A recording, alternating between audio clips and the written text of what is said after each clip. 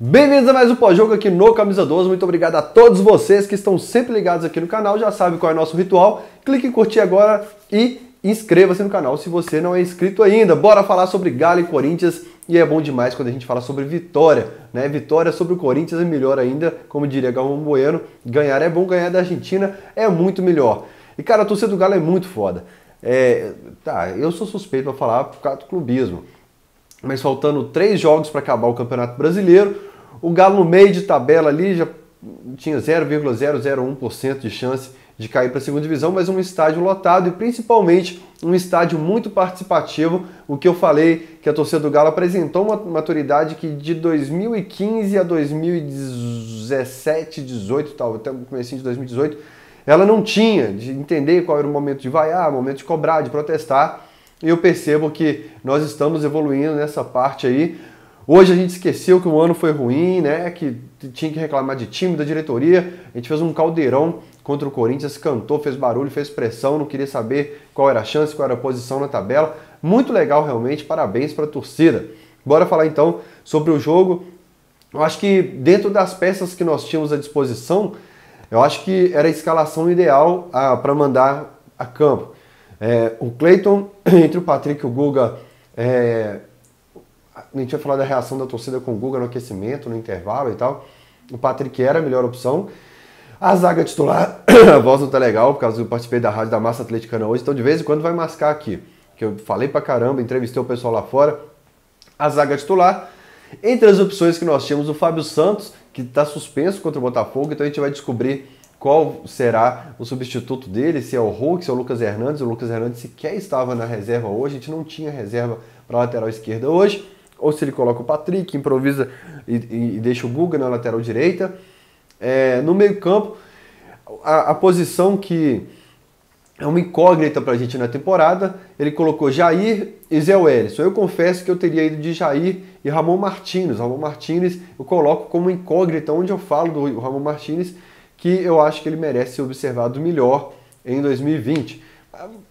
Talvez o pequeno ponto de interrogação na escalação seria esse, né? O Ramon Martínez ou o Zé Wellison. O Zé Wellison foi bem contra o Goiás, no Clássico foi bem, enfim, nos últimos jogos não lembro em nada, por exemplo, aquele Zé Wellison do jogo contra o Colón. O Zé Wellison, conversando com um jogador profissional, com história no Atlético, ele falava do nervosismo do Zé Wellison, que ele só queria se livrar da bola, que escurecia tudo quando o Zé pegava na bola. Hoje mais um bom jogo do Zé.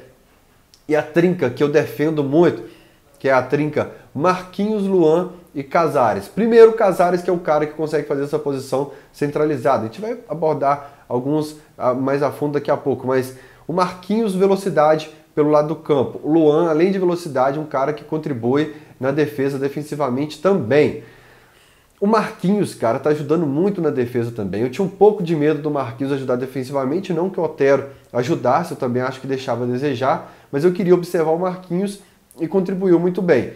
E o de Santos, assim, a gente vai falar dele um pouquinho mais também, mas comparando com o Ricardo Oliveira, aí sim, de Santos era a melhor opção. A gente vai falar já sobre o desempenho dele, mas comparando esses dois, era a melhor opção.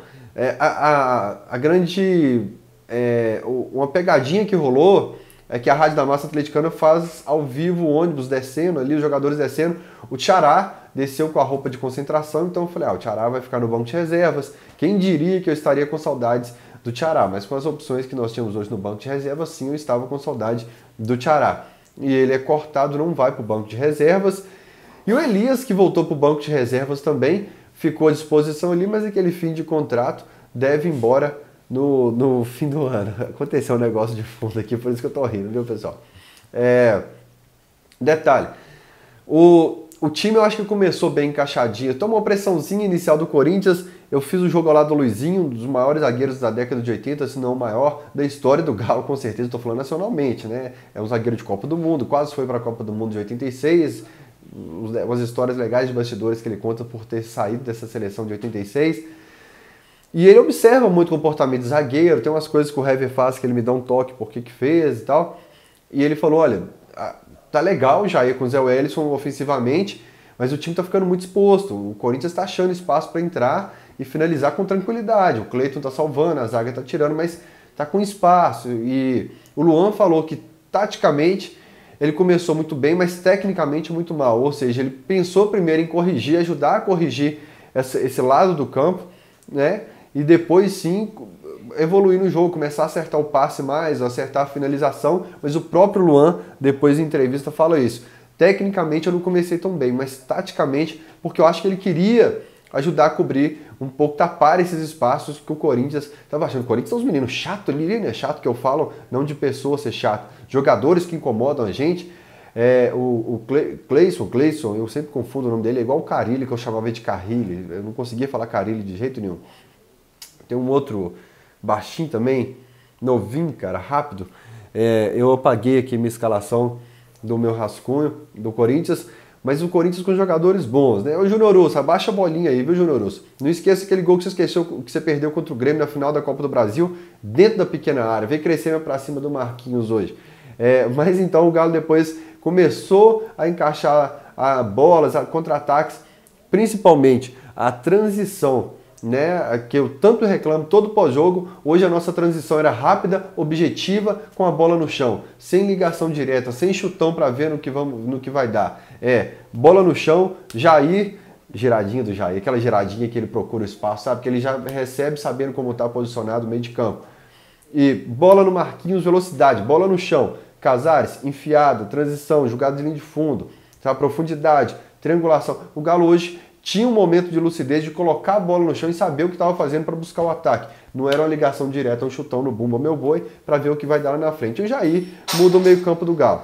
Todas as vezes que o Jair entrou no time do Galo e todas as vezes que ele saiu, a gente viu como ele consegue melhorar quem está ao lado dele. Não estou falando que é um mágico, um craque, né, nível de Inglaterra e tal. Eu estou falando na prática o que aconteceu no time do Atlético.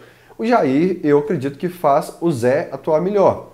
O Casares entregava a bola para quem estava na volância na maioria das vezes, ou na meiuca ali, na trinca acima, na frente dos volantes, recebia pedrada de volta. Com o Jair, a bola já chega mais macia. Você vê que o Jair e o Casares toda hora procuram um ao outro. Toda hora aproximando um do outro para buscar o jogo e tal. Eu acho que o Jair contribui para a zaga, volância e meiuca ali, os meias e o atacante. Eu não estou querendo colocar ele como um monstro e depois, na hora que eu criticar, falar, tá vendo como é bipolar e tal. Só estou falando que é um jogador com muito potencial e um jogador muito interessante para o futuro do Galo e realmente contribui e muito. Sobre o Casares, tenho que falar, né? Tá um gol do Prato como o gringo, que artilheiro da história, a um jogo do Benito Fantoni, o gringo que mais vestiu a camisa do Atlético. O Benito Fantoni tem 204, acho que o Casares chegou em 203 jogos hoje. É realmente diferenciado, por isso o Corinthians já quis o Casares no passado, por isso o Grêmio já quis e tal. Como a gente estava na resenha aqui em casa agora falando, se o Galo precisa de uma reformulação, precisa de uma grande mudança, ela não tem que começar pelo Casares, você começa pelas peças que não jogam bola, né? E aí tem tipo 20 lá primeiro, né? Você vai começar por um Vinícius, pega leve com o Vinícius. Vamos começar lá o Maicon Lesma, o Davi Terans. Você vai começar com o Ricardo Oliveira, né? Você vai começar com a turma que pouco contribui. O craque do time vai ser, no mínimo, um excelente reserva. Tô falando assim, um excelente reserva. Claro, deixando claro que o Casares hoje é titular inquestionável. E o Marquinhos é a prova que a gente demorou demais a olhar para nossa base, estava aqui no quintal e demorou alguém na base bater na porta ou alguém do futebol falar assim, ó, o que tem ali é melhor do que está aqui. A gente está colocando o Maicon, Davi, essa turma aqui no banco para jogar de vez em quando. Tem uma aqui que é melhor, que pelo menos pode entregar um pouco mais. E o Marquinhos com uma atitude, a hora que os caras do Corinthians vão crescer para cima dele, que ele faz uma falta aqui. Aí, tipo, eu gosto de moleque mais ousado igual o Marquinhos, que, tipo, se é um escoteiro, abaixa a cabeça, né? Faz assim, pede desculpa, por favor, não vai se repetir isso aqui. Marquinhos cresceu pra cima dos caras, dá licença daqui, Júnior, sai fora, irmão. E os caras do Corinthians veem, ele mete a mão mesmo assim no peito e fala, ó, me respeita, rapaz. Porque os caras tentam crescer para um moleque de 20 anos realmente. Mas o Marquinhos tem atitude, mais uma grande partida do Marquinhos. Sobre o de Santo, falei na Rádio da Massa Atleticana durante a semana, acho que falei no Autorosportes, falei no Deus Me Livre na minha crônica, e vem falando isso desde a apresentação do de Santo. O Alejandro teve chances no Campeonato Mineiro, fez 8 gols, acho que fez até 5 partidas seguidas esse menino fez gol. No campeonato, mas era no Campeonato Mineiro, fez. Quando teve a chance, fez. 8 gols. Enquanto era titular do time, brigou pela artilharia. Voltou o Ricardo Oliveira, o Ricardo não decidiu na reta final ali. Na Libertadores, contra o Zamora, entrou, faz 2 gols, leva o Galo para a Sul-Americana. Contra o União La Calera, chega, faz o gol que leva a partida para os pênaltis. Começou, gols no Brasileiro, contra o Santos, contra o São Paulo, vira o semestre. 2 semanas que o moleque foi mal, né? Já acabou o apoio pro Alejandro, acabou a paciência com o Alejandro. O que o Di Santo fez no Atlético até agora é o que a torcida já teria crucificado o Alejandro 10 vezes. Bola matada na canela, bola que passa dele, gol desperdiçado e tal. Não estou pedindo a torcida para crucificar o Di Santo, só para a gente avaliar como que a gente trata fulano e cicrano. Isso é antigo no Atlético. Jogadores como, por exemplo, o Marcos Rocha, faziam 60 partidas boas. Eu não sei porque o Marcos Rocha fazia parte de uma lista que a torcida ia pegar no pé uma hora ou outra. E uma hora ou outra, Marcos Rocha ia mal e a torcida pegava no pé dele. Enfim, por isso fico feliz. Pro Alejandro foi fantástico ele sair do Atlético. Não estou falando aqui se o valor foi bom pro Atlético ou não, mas pro Alejandro sim, porque é uma torcida que tem muita paciência com o gringo, com o Di Santo que joga pouco, e pouca paciência com o Alejandro, que fez muito mais, foi o principal atacante do Galo no ano. Não estou falando que é craque, pelo contrário, tinha muito que crescer ainda, mas entre um gringo de 30 anos, que pouco provou por onde passou, e um menino que foi muito bem na base, e chegou no profissional, teve atitude nas chances que teve, eu preferia corrigir os erros dele, né, evoluir esse menino, do que apostar no outro. Mas vida que segue, falando agora sobre o Guga, o time aquecendo na lateral do campo ali, no bobinho, o Guga pegava na bola, vai. Até teve uma briga de uma turma que tentou defender o Guga, outra turma vaiando, xingando, o pau quebrou no Galo na Veia Preta, segurança tirando o torcedor preso lá e tal, confusão, botou pra fora do estádio. E o Guga agora vai pagar por um tempo por essa atitude, por ele ter comemorado o título do Flamengo na Libertadores. Tem que cobrar realmente, mas repito, não vamos queimar o que é nosso, o que é patrimônio, que pode entrar milhões de euros no nosso caixa para reforçar o time para o ano que vem. Deixa eu gerar minha pauta aqui com calma. Sobre a estabilidade do time. A gente foi muito bem contra o Atlético Paranaense. Eu acho que o Atlético Paranaense é um time muito bem montado, estruturado. Comparando com o Flamengo, eu não gosto de falar comparando com o Flamengo, porque a hora que eu falo comparando com o Flamengo, o pessoal já assusta. Comparar com o Flamengo, né? É um padrão de jogo, você pode perder 1, 2, 3, 4, 5, 7 titulares, como foi o fim de semana, mas tem um padrão de jogo, sabe o que faz com a bola no pé, tem uma estabilidade no padrão de jogo ali, e contra o Atlético Paranaense a gente foi bem, e contra o Corinthians muito bem também, avaliou apesar de uma vacila ou outra e tal, não tem que perder essa mania de fazer gol, tomar gol, mas de uma maneira geral, é assustador você ver essas duas atuações e um Bahia no meio, sabe? Uma Goiás, Fluminense, Atlético Paranaense, Bahia, Corinthians, eu tenho até medo de vir em Botafogo e esse gráfico descer agora, né?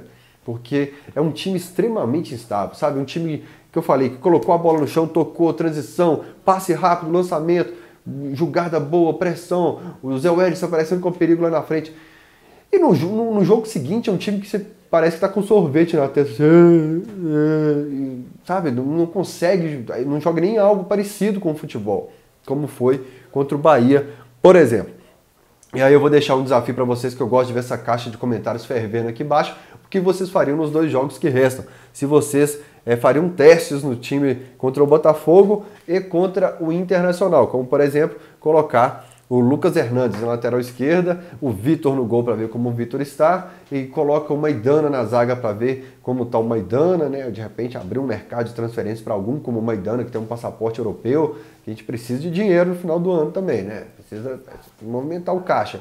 E coloca o Castilho na volância, vamos ver como é que é. Coloca o Ramon Martínez para a gente conhecer melhor. O que vocês fariam? Eu, pelo menos, contra o Internacional, faria uma mexidinha bem bacana. Já faria alguns testes contra o Botafogo, apesar de não estar garantido na Copa Sul-Americana ainda, né? Hoje chegamos até no começo do jogo a ser ultrapassado pelo Fluminense, se eu não me engano, na tabela, depois o Fluminense tomou o gol. Mas desse jeito, pensar se vai fazer teste ou não, quem decide é você que está ligado aqui no canal do Camisa 12 e vai comentar aqui embaixo. Já clicou em curtir? Se não clicou ainda, clica agora, inscreva-se no canal, tamo junto. Aqui é Galo até o final. Bora Vascão! Bora Vascão! Vai cair, hein?